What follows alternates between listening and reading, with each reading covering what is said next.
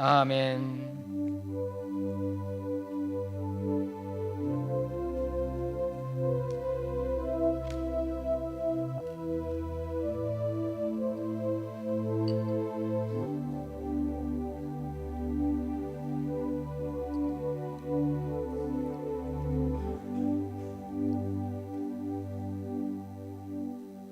우리 다 같이 일어나셔서 하나님 말씀 봉독합니다. 사도행전 1장 4절 5절 같이 읽겠습니다.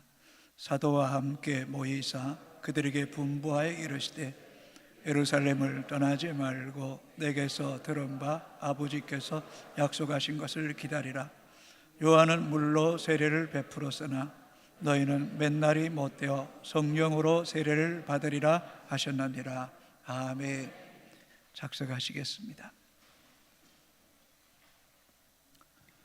저는 이 본문을 중심으로 해서 한 서너 주 동안 예루살렘을 떠나지 말자, 또 약속하신 성령을 사모하자, 또 그 성령 밖에 기도하자, 또 그 성령 안에서 정인이 되자라는 그런 주제를 가지고 계속해서 말씀을 나누려고 합니다. 지구상에서 가장 이 귀한 도시가 있다면 아마도 예루살렘일 것입니다. 예루란 말은 도시를 이야기하고 살렘은 평화를 이야기합니다. 예루살렘은 평화의 도시입니다. 그런데 가장 평화롭지 못한 도시이기도 한 곳이 또 예루살렘입니다. 지금도 여전히 갈등과 분쟁, 언제 폭발할지 모르는 것이 예루살렘 지역입니다. 또 그러면서도 유대교, 이슬람교, 기독교인들이 가장 그리워하고 찾고 싶은 성지가 또한 예루살렘이기도 합니다. 예수님도 마지막까지 예루살렘을 사랑하셨고 안타까이 여기며 기도하셨습니다. 예수님께서 마치 암탉이 병아리를 품듯이 예루살렘 그 평화의 도시, 그 성읍, 그 백성을 품기를 너무너무 원하셨지만 그러나 누구보다도 하나님을 잘 섬긴다고 하는 종교 지도자들에 의해서 예수님은 끔찍한 십자가에 못 박혀 죽으셨다는 것입니다. 그러시면서 주님께서 예언하셨습니다. 예루살렘 이 성읍이 돌 위에 돈 하나도 남지 않고 무너질 것이라고 말씀했던 것이 AD 70년 디도 장군에 의해서 그대로 이루어졌습니다. 부활하신 예수님은 갈릴리 갈보리 언덕에서 부활하시고 그리고 예루살렘에 가셔서 갈릴리에 가셔서 제자들을 만나 주시고 다시 예루살렘에 오셨습니다. 500여 형제에게 일시에 나타나시고 또 제자들을 일일이 만나 주시고 부활을 확정시켜 주신 후에 40일째 되는 날 하늘로 승천하시기 직전에 사랑하는 제자들에게 예루살렘 떠나지 말고 약속하신 성령을 기다리고 기도하라고 말씀했습니다. 제자들에게 예루살렘을 떠나지 말라는 이 말씀이 어떻게 마음에 와닿았을까요? 제자들에게는 몹시도 고통스러운 말씀입니다. 정말 예루살렘엔 머물고 싶지 않은 도시였습니다. 왜 그럴까요? 제자들이 그토록 믿고 의지하고 사랑하며 따랐던 그 예수님이 이 예루살렘에서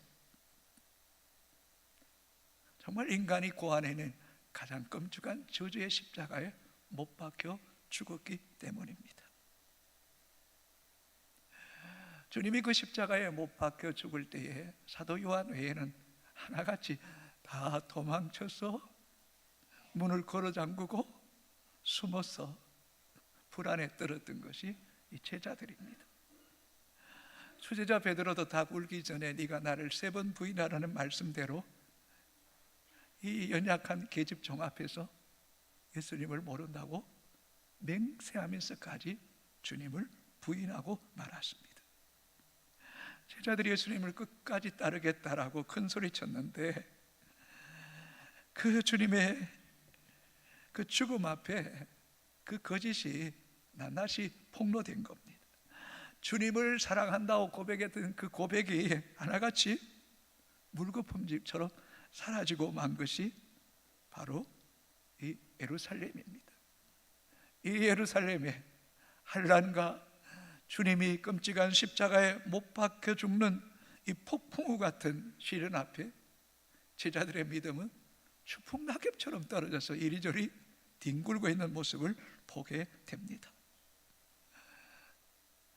인간적으로 생각하면 이 예루살렘은 제자들의 연약함, 어떤 비겁함, 무기력함이 드러날 뿐만 아니라 자신들의 믿음의 한계와 역부족을 여과 없이 드러낸 것이 이 예루살렘입니다. 그래서 제자들은 이 예루살렘에 정말 머무고 싶지 않았습니다. 그런데 주님은 예루살렘을 떠나지 말라는 겁니다. 이곳에서 약속하신 성령을 기다리고 기도하라는 것입니다. 그 이유가 뭘까요? 예수님은 제자들의 그 몸서리쳤던 수치와 실패, 또 자신들의 그 무기력함과 또 믿음의 한계와 역부족을 인정하라는 것, 그걸 피해서 숨고 감추고 도망치지 말고 너의 마음의 그 실상, 영적인 그 상처, 그 무기력함, 그걸 인정하고 그 패배의 자리, 실패의 자리, 그 자리에서 오로지 주님의 약속의 말씀만 붙잡고 기도하라는 거예요. 그 길만이 너희가 그 실패와 무기력함에서 이길 수 있는 유일한 길이라는 거예요. 도망치지 말라는 거예요. 인정하라는 거예요. 여러분, 자신에 대해서. 여러분은 여러분 자신을 어느 정도 신뢰하고 살아가십니까? 스스로 괜찮다고, 나는 믿음이 있노라고 자부하십니까? 그래도 다른 사람보다 내가 부정하지 않고 의롭고 내 믿음을 잘 지키고 있다고 생각합니까? 다른 사람과 비교해도 나름대로 후한 점수를 줄 수 있다고 생각하십니까? 그렇다면 주님은 여러분 안에 계실 수가 없습니다. 예수님 분명히 말씀합니다. 나는 의인을 부르러 온 것이 아니라 나는 죄인을 부르러 오셨다고 말씀하셨기 때문입니다. 진짜 성령 안에서 거듭난 성도는 절대로 자신이 착하고 선하고 의롭다라고 말할 수가 없다는 거예요.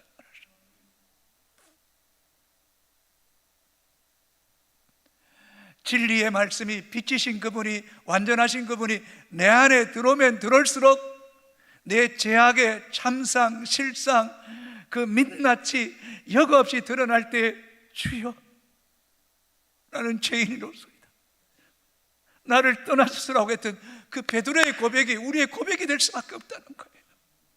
그래서 로마서 5장 20절에 제가 있는 곳에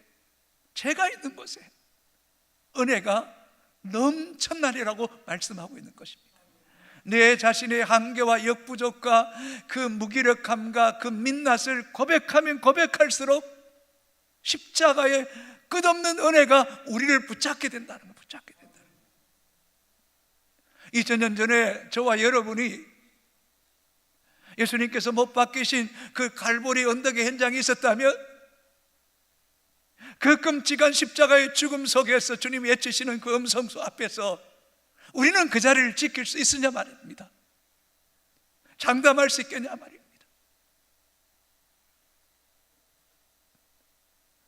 빌라도 총독 앞에서 바바라를 놓아줄까, 예수를 놓아줄까 물을 때 예수를 십자가에 못 박으라고 외쳤던 그 군중들의 그 함성 소리가 제자들의 귓전에 울려 퍼질 때에 아니 이 불통이, 이 예수를 십자가에 못 박아 죽이라고 하는 이 무리들이 나를 죽일 수도 있다고 생각할 때에 그들은 두려움에 치를 떨었던 겁니다. 그래서 하나같이 도망칠 수밖에 없었다는 것입니다. 그렇다면 오늘 내가 주님을 믿고 사랑하고 따른다고 고백하지만 이 고백이 진짜냐 말입니다. 가짜일 위험성도 너무너무 크다는 것 아니겠습니까, 여러분? 우리 인생에 신앙의 혹독한 시련과 환난의 때가 닥쳐올 때에 나는 그때도 예수 그리스도를 굳게 붙잡고 믿음을 지킬 수 있느냐 말입니다. 좀 끔찍한 표현이지만 직장에서 잘리고 사업이 부도가 나고 한 끼의 양식도 내가 스스로 먹을 수 없는 상황에 있고 가족이 다 뿔뿔이 흩어져 있을 그때도 예수 그리스도 당신이 길입니다, 진리입니다, 생명입니다 라고 믿고 끝까지 주님을 따라갈 수 있느냐 말입니다. 내 육체가 중병이 들었어. 이제 2달밖에 남지 않았습니다. 이제 당신의 삶을 정리하셔야 됩니다 라고 말할 그때에도 나는 주님을 붙잡을 수 있는 믿음이 있느냐 말입니다. 마태복음 24장을 보십시오. 마지막 때에 사람들이 우리를 잡아다 감옥에 넘겨줄 것이고 환난이 닥쳐올 때 그리스도를 부인하지 않으면 죽이겠다고 할 그때도 나는 예수 그리스도를 절대로 부인할 수 없습니다 라고 믿음을 지키며 순교할 수 있느냐는 것입니다. 예, 평안하고 건강하고 행통하고 부유할 때는 누구나 다 하나님밖에 없습니다, 하나님이 최고입니다, 나는 평생 하나님 섬길 겁니다 라고 다 말할 수 있습니다. 끔찍한 죽음이 오고 갈 때에 그때도 그분을 굳게 믿을 수 있느냐 말입니다. 저는 제 자신에게도 분명히 점검이 필요하다고 생각합니다. 저는 확신할 수 없습니다. 주님이 저의 믿음을 지켜주셔야만 저는 가능하다고 생각합니다. 이것이 우리 인간이라는 것 기억하셔야 됩니다. 성경에 보십시오. 위대한 하나님의 사람들로 쓰임받았던 사람들은 철저하게 그 검정 시련과 불시험 가운데서 연단하고 그 연단 속에서도 그들의 믿음이 흔들리지 않을 때 그들을 사용하셨습니다. 요셉 보십시오. 어떻게 하나님의 사람이 꿈을 꿨는데 그렇게 끝없이 추락할 수 있습니까? 모세가 민족을 위해서 큰일 하겠다고 시작했는데 어떻게 살인자가 되어서 미디안 땅에서 40년 동안 망명생활할 수 있습니까? 다윗에게 기름을 부어 이스라엘 왕이 될 것이라고 말했는데 13년 동안 쫓겨다니는 도망자의 신세의 삶을 살 수 있단 말입니까?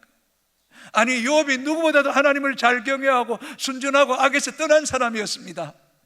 아니 소유를 하루아침에 다 잃었습니다. 10자녀를 다 잃었습니다. 몸마저 병들었습니다. 아내가 하나님 원망하고 죽으라고 말합니다. 그때도 하나님에 대한 믿음을 지켰던 그들을 하나님의 시대 속에 하나님의 살아계심의 명예와 표징으로 사용하셨습니다. 오늘 우리의 믿음의 어떤 한계, 내 어떤 신앙의 어떤 실상, 이걸 알아야 됩니다. 이걸 모르면 예수 없이도 살 수 있다고 생각합니다. 여러분의 자아와 여러분의 판단력으로 살 수 있다고 생각합니다. 그러나 아닙니다, 여러분. 어떤 외적인 것, 환경적인 것에 의해서도 우리의 믿음이 요동치기도 하지만 우리 내면은 더 타락한 인간입니다. 예레미야가 고백하듯이 만물보다 더 부패한 것이 우리 인간입니다. 그래서 요물이라 그러잖아요. 진짜 간사하고 악한 게 우리 인간입니다. 여러분, 참 우리가 뭐 30년, 50년 신앙생활에도 얼마나 변덕스러울 때가 많습니까? 저 사람 못 믿겠다, 저 사람 못 믿겠다고 말하지만, 그러나 진짜 못 믿을 사람은 우리 자신 아닙니까? 나도 내 자신을 못 믿는데 어떡하겠어요? 그것뿐입니까? 참 악하고 너무너무 음란하고, 아니 이 악함과 음란함은 시도 때도 없이 우리의 영혼을 더럽히고 병들을 이는 죄악들, 얼마나 이기적이고 계산적이고 자기중심적이고 자기만 생각하고 다른 사람 보이지 않고 자기 입장만을 이야기하는 이런 우리의 악함.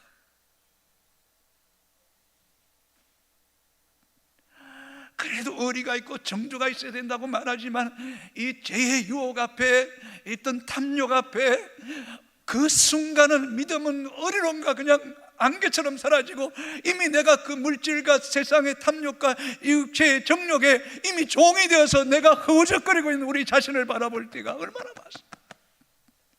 나는 믿음을 지킨다고, 나는 함부로 말하지 않는다고 말하지만, 어느 한순간에 내 입술의 혓바닥에서 독사의 독과 같은 독서를 내뿜는 우리 자신들,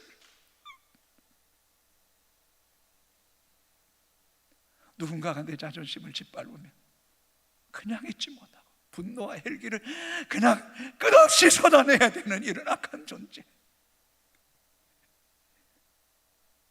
우리는 우리 자신에 대해서 얼마나 절망하고 있습니까? 우리의 자신의 그 죄성이 십자가의 이 참상이라는 거예요, 저주라는 거예요, 형벌이라는 거예요, 파멸이라는 거예요, 소망이 없다는 거예요. 소망이 없다는 거예요.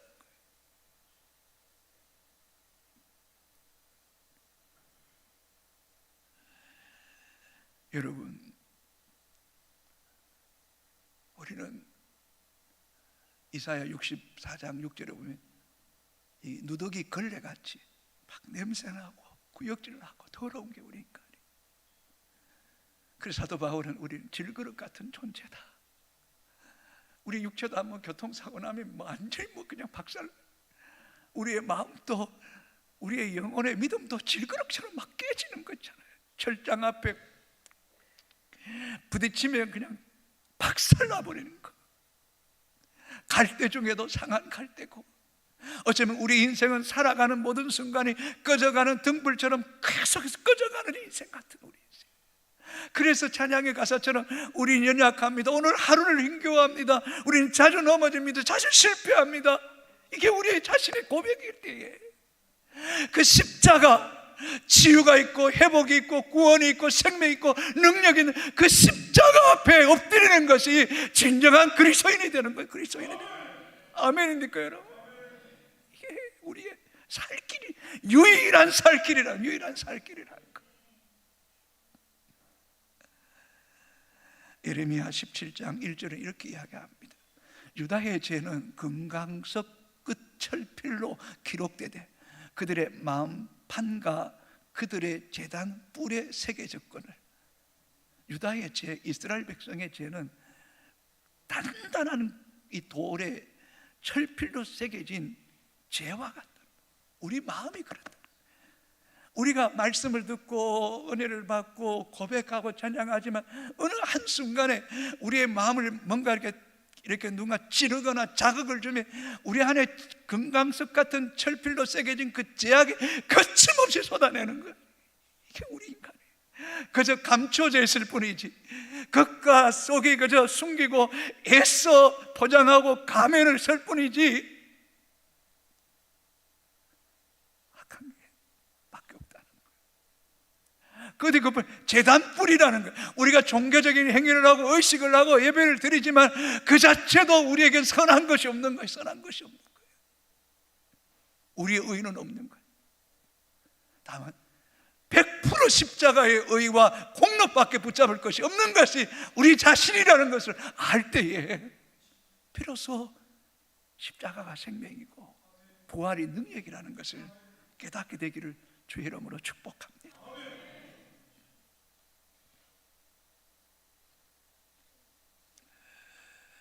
이걸 알게 되면 하나의 백기를 들게 되는 거예요. 항복하게 된다는 거예요.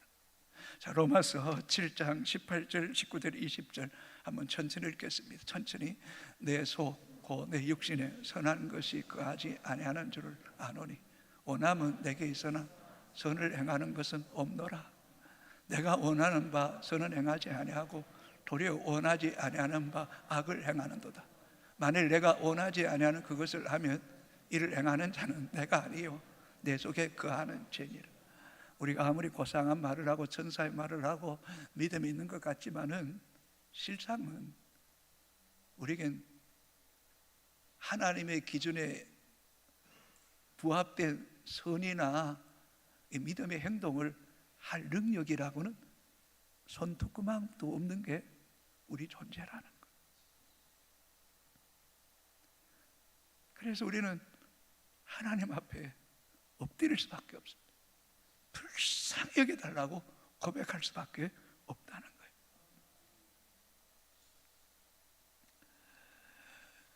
이전년 전에 십자가에 못 박히신 그 예수 그리스도의 대속의 은혜만을 구하는 성도가 아니라 오늘도, 아니 매 순간마다 내 자아와 욕심이 혈과 육이 십자가에 못 박혀 죽어야 될 존재임을 매일매일 인정하는 사람. 그래서 정말 예수님께서 말씀해 누구든지 나를 따라오려거든 자기를 부인하고 자기 십자가를 지고 나를 따를 것이라고 했던 이 진리가 내 귓전을 울려야 돼요. 여러분이 죽는 만큼 주님의 통치와 다스리심, 여러분이 죽는 만큼 예수의 생명과 힘과 지혜가 여러분 속에 더 깊이 더 넓게 여러분을 주장하는 은혜가 있게 될 줄로 믿습니다. 마태복음 16장 25절 같이 읽겠습니다. 누구든지 제 목숨을 구원하고자 하면 잃을 것이요 누구든지 나를 위하여 제 목숨을 잃으면 찾으리라. 이 말씀 조금 띄워주세요. 누구든지 제 목숨을 구원하고자 하면 잃을 것이. 이 앞부분에 있는 사람은 아직도 종교 생활하는 사람입니다. 자기 자충만을 쫓아갑니다. 그리고 예수님은 그저 도우미 정도로 생각하고 살아가는 종교인이에요. 데이플리시는 이렇게 말합니다. 종교는 냉장고와 같다. 냉장고에 있는 어떤 야채나 어떤 이 식육 물품을 전적으로 부패를 방지하지는 못합니다. 다만 유통기한을 조금 늘려줄 뿐이라는 겁니다. 아무리 종교인이 되어 스스로 의를 행하고 도덕적인 윤리를 쫓아간다 할지라도 전적인 죄의 타락에서 자신을 구원할 수 없다는 거예요. 그런데 오늘 이 교회 안에 이런 종교인으로 꽉 차 있다는 거예요. 자기중심적인 신앙, 자아충만한 신앙인은 누구든지 제 목숨을 구원하고자 하면 잃을 것이라는 거예요. 살 수 없다는 거예요. 구원받을 수가 없다는 거예요. 그러나 진정한 그리스도인은 자기중심적이 아니에요. 예수 그리스도 중심적인 거예요.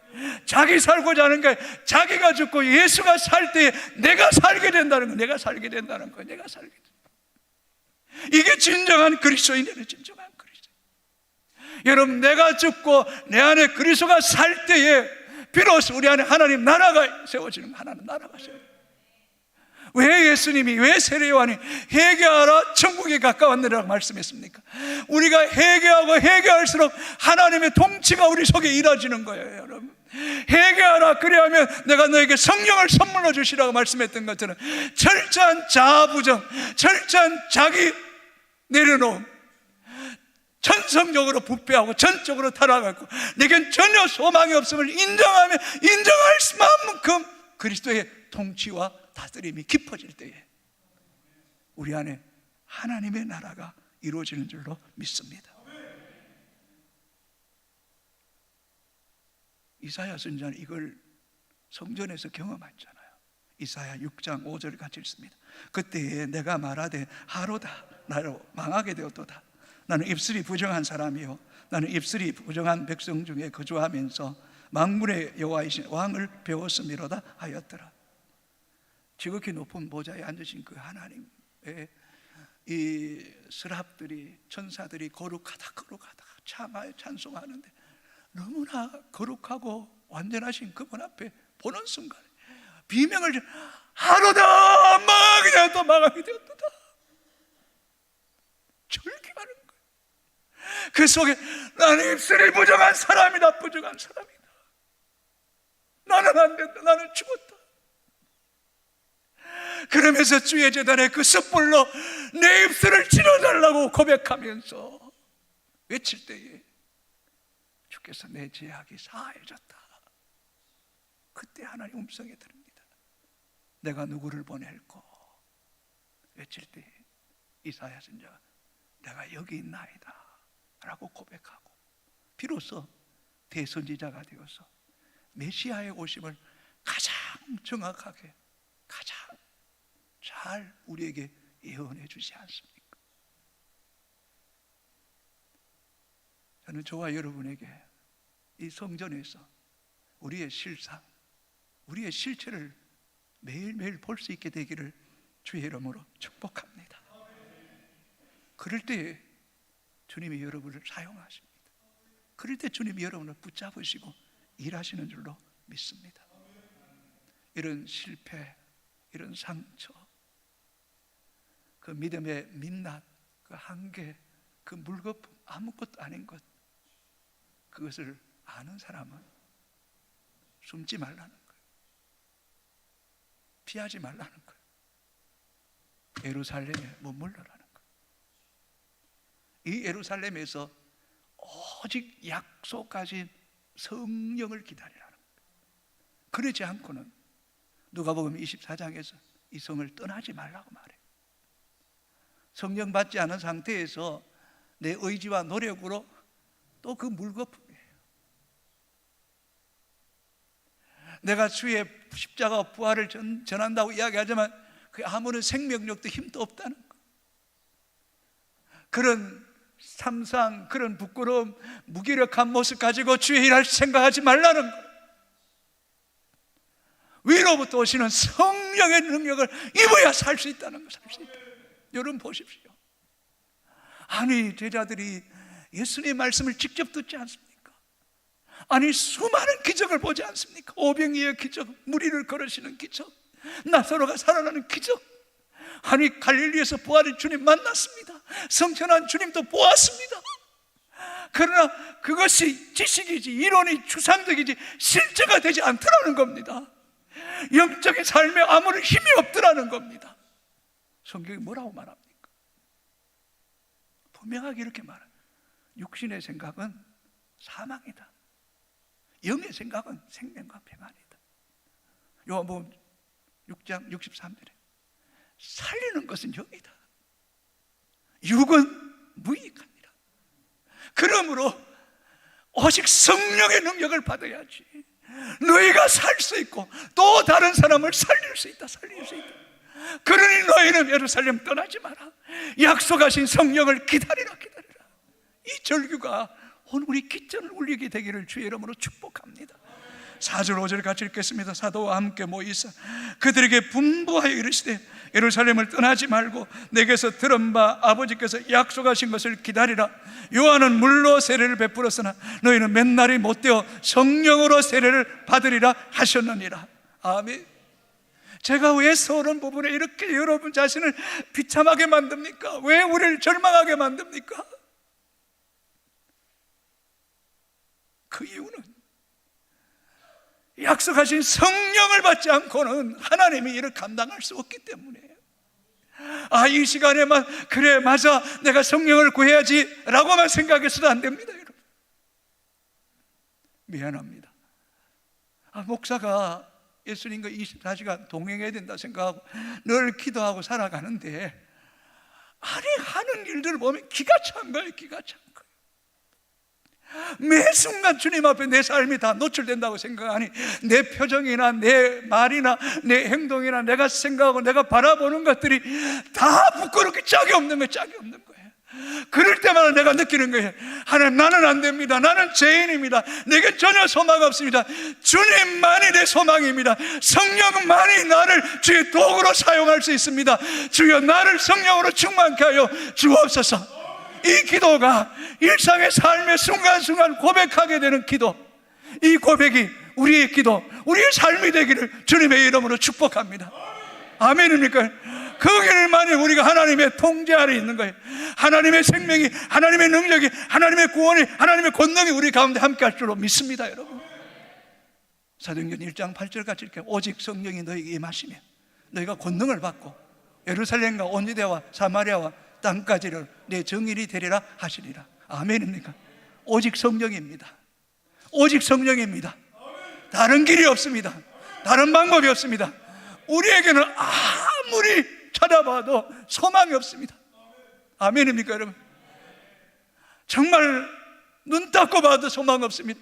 죽었다 깨어나도 소망 없습니다. 우리를 살릴 분은 예수 그리스도, 그 성령이 우리 가운데 오실 때만 가능한 줄로 믿습니까, 여러분? 그럴 때 제자들 보십시오. 아니, 그렇게 겁 많았던 베드로가 오순절 막아야 되는 성령 충만 받고는 복음 전할 때 3,000명, 5,000명 허다한 무리 죽게 돌아오고, 5장에 보니까 종교제를 감옥에 가두어서 꼼짝달싹 못하게 할 때 주의 사자가 밤에 와서 옥문을 열어주니 그 새벽에 성전에 들어가서 예수가 십자가에 죽었다가 다시 살았다, 그분만이 우리의 구원자다, 그분만이 우리의 생명, 그분만이 우리의 치유자다 외치고 또 외치고, 제자들은 하나같이 다 흩어져서 순교의 제물이 되었습니다. 이게 성령의 능력입니다. 오늘 한국교회가 힘을 잃은 이유가 뭡니까? 약속하신 성령을 기다리지 않기 때문입니다. 위로부터 능력을 입어야만이 이 시대의 사명을 감당할 수 있는 줄로 믿습니다, 여러분. 그래서 예루살렘 떠나지 말라는 거예요. 예루살렘은 특별한 곳입니다. 역사적인 곳입니다. 하나님 임재가 있고 영광이 있는 곳입니다. 여러분, 모리아산, 아브라함 이삭을 드렸던 곳, 여호와 일에 준비하심이 있었던 곳. 여러분, 솔로몬이 성전을 건축했을 때 그 봉헌식에 구름이 그 해막을 덮어서 아무 일을 할 수 없는 그 임재와 영광이 가득했던 곳.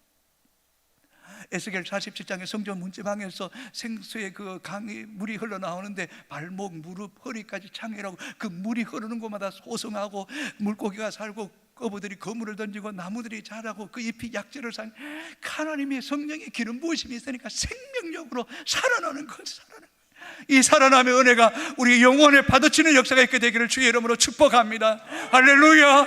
우리 이 역사가 우리 중고등부 청년들 가운데 임하게 되기를 주의 이름으로 축복합니다.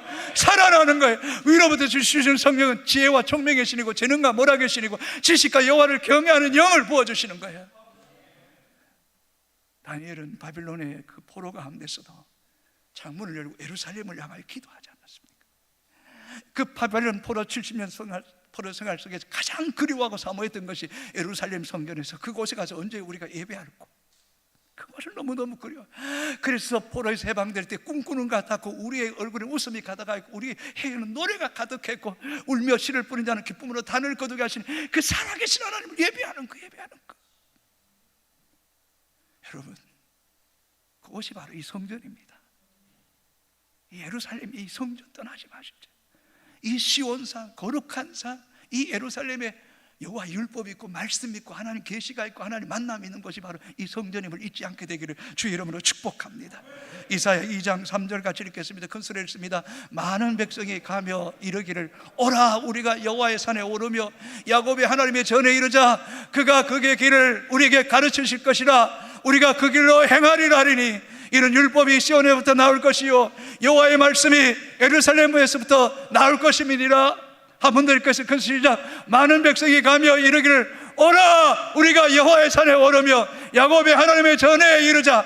그가 그의 길을 우리에게 가르치실 것이라. 우리가 그의 길로 행하리라 하리니 이는 율법이 시온에서부터 나올 것이고 여호와의 말씀이 예루살렘에서부터 나올 것임이니라. 할렐루야.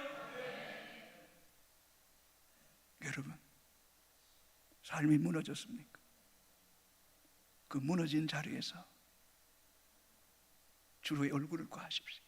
교회에 상처받았습니까? 교회가 싫어집니까? 아니요, 이곳에서 무릎 꿇고 주님을 만나십시오. 여러분, 삶의 현장이 무너졌습니다. 가정이 무너지고 직장이 무너지고 여러분 마음이 무너지고 있습니까? 이곳에서 기도하다가 십자가, 구원, 치유, 회복, 생명, 능력, 권세가 부활의 생명이 우리를 만지실 때 치유와 회복이 일어나게 될 줄로 믿습니다. 이 자리는 기적의 장소입니다. 하나님의 임재와 영광이 있는 장소입니다. 절망의 끝자락이 하나님 만나는 시간인 줄로 믿습니다. 시간이 많이 되었지만 지난주에 말씀드렸던 것처럼 지난 목요일에 하만 대산에 가서 우리 젊은 집사님 네 분이 아버지 영혼 구원에 위해서 얼마나 기도했던지 갔더니 누게릭병으로 말을 못 하시는 거예요. 글 쓰는 것도 힘이 드는데 그래도 감사하게 목사님 반갑습니다. 그냥 부족하지만 그 전부터 우리 사역자들 중보기도 요청하고 저도 계속 기도하고 복음을 전하고 또 복음을 전하고 그래서 우리 집사님에게 깨끗한 컵에 물 좀 담아올라.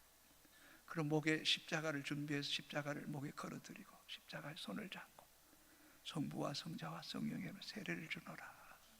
예수 안에서 구원받고 당신 이름이 하늘 생명책에 기록되었음을 선포합니다. 그랬더니 여러분 아멘을 하시는 거예요. 아멘 하시는. 그리고 그 십자가를 꼭 잡으시는데 얼마나 마음이 뭉클하든지. 여러분 정말 빈손 들고 왔다가 빈손 들고 가야 할 그때에 십자가 붙잡는 것도 중요하지만 매 순간 내 삶 속에서 우리 자신에 대해 철저하게 절망하고 내가 죽으면 내 안에 예수의 생명이, 예수의 진리가, 예수의 능력이 살아서 역사하게 하는, 예수를 드러내는 그런 사람 되기 위해서 매일 십자가 앞에 나를 부인하고 십자가 지고 주님 따라가고 이곳에서 약속하신 성령을 기다리다가 성령 받아서 우리 시대의 하나님의 역사를 보게 되는 효성교회가 되기를 주님의 이름으로 축복합니다.